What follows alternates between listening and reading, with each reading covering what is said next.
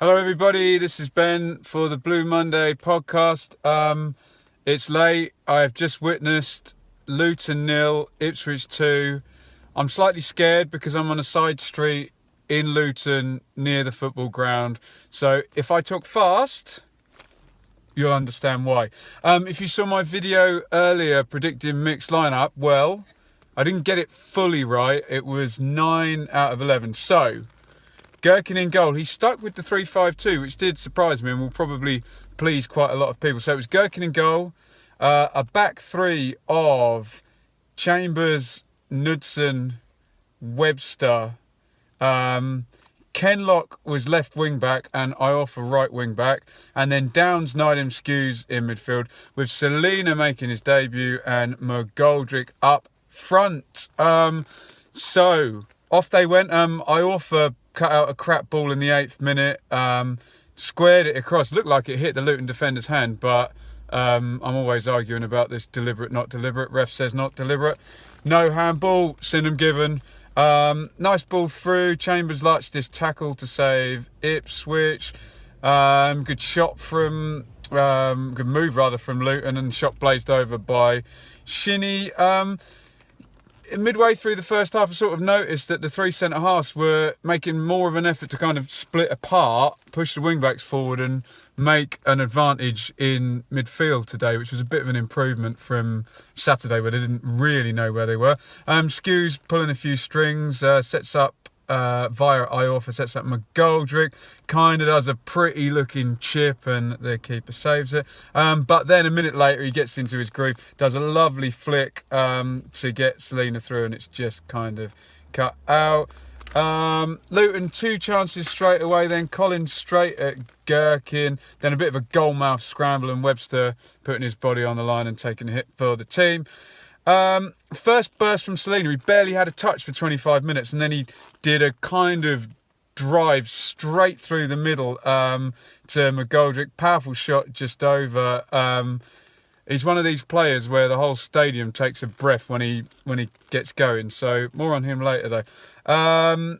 29, great quick free kick by Skews. McGoldrick in good position, kind of fluffy chip. So at this point, I'm kind of like, oh, McGoldrick's doing all his normal stuff that looks really pretty but doesn't actually ever result in goal. But in the 34th minute, Selina with one of his drives forward, early through ball to McGoldrick, just splits the defence and really good decisive finish, 1-on-1. So Selina gets an assist within 34 minutes. You know, the guy's going to put numbers on if you kind of leave him on the pitch there.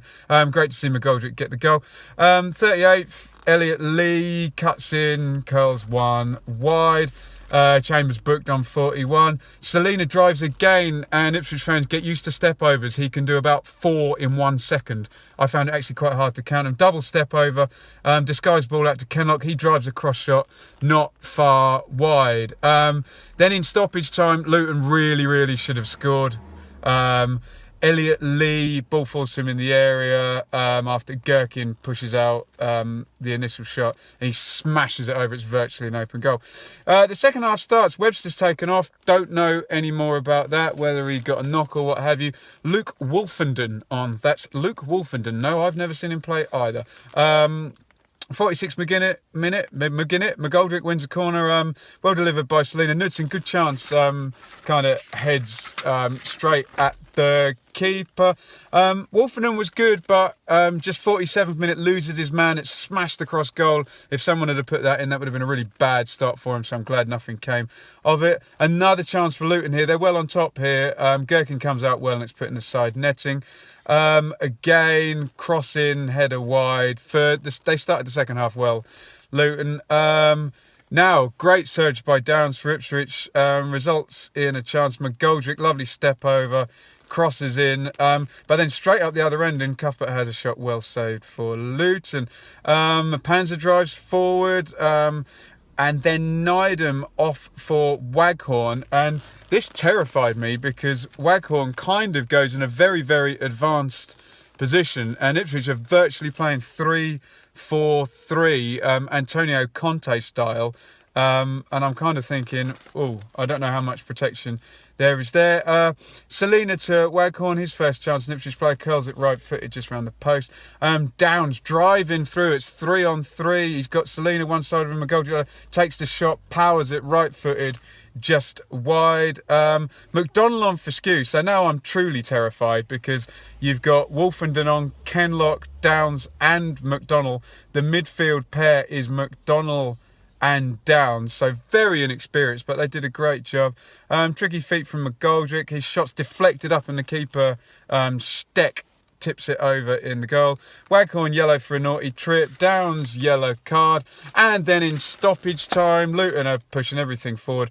Iorfa slips it down the line to McGoldrick. He's got support, but he takes on his man and sticks a really accurate shot in the corner to win the game for Ipswich. Yellow card for McGoldrick to finish. So it is 2 wins in 2. No goals conceded. Both games 3-5-2.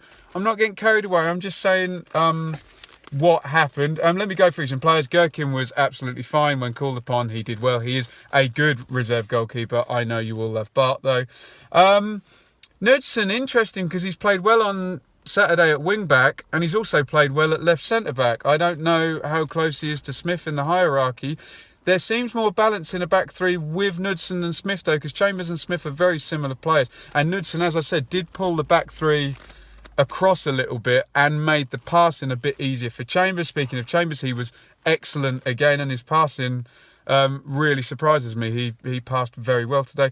Webster, good, looks good on the ball. The only thing I will say is when Webster has a good play, you know he's going to take a risk in the next 2 or 3 minutes following that because he gets very confident, he gets his mojo going, so he's just got to make sure he doesn't make mistakes.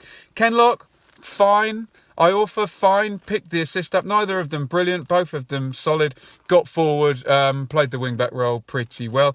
In midfield, Downs, Nydam and Skews. Now, everyone got very excited about Downs for his 45 minutes on Saturday. He was even better today. He was very good. I don't want to get too excited about him. He's 18 years old, but he looks a player. Nydam was actually very good, especially in the second half. He was kind of buzzing about all over the place, and a few times he took on players as well and looked like he had that. And Skews is having a good season. He's not the Skews that annoys me all the time, playing hospital balls to people and not looking to be progressive. Downs makes Skews a better player, there's no doubt about that. Okay, McGoldrick, I'm starting to get frustrated after 25 minutes. Fluffy McGoldrick, but he put in 2 goals. I cannot complain. Is this him dissecting inferior opposition? I don't know. You can't argue with 2 goals in his first game though, so we'll see how he's used now. How far up the hierarchy he is. I still see him as a bench player for the first couple of months.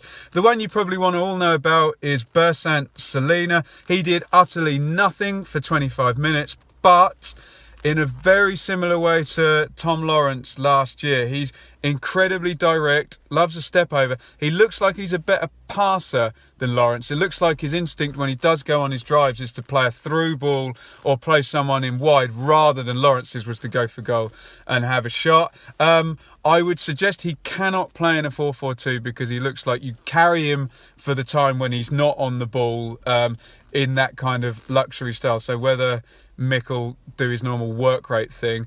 He can play up front though, but he's a long way down the pecking order. Probably going to be best in a 4-3-3 with some kind of protection behind him. So 2 games, 2 wins, no goals conceded, 3-5-2 twice. Are we optimistic? Let me know what you think in the comments. We have this week in ITFC history on the Blue Monday podcast coming out tomorrow morning with Dave and Statman. You can get that on the Acast platform and on iTunes. You can follow the Blue Monday podcast at Blue Monday ITFC. You can follow me on Twitter. Oh, I wondered where the lights were going to go. I was literally right at the end. There we go. You can follow me on Twitter. Shut up, beeping. You can follow me on Twitter at Benjamin Bloom.